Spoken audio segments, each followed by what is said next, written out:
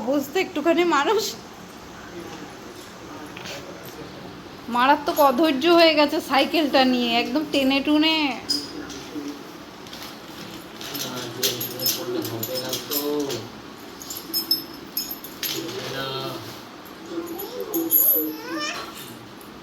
তোর পা যাবে।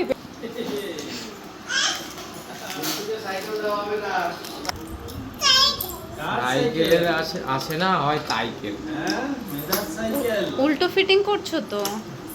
হ্যাঁ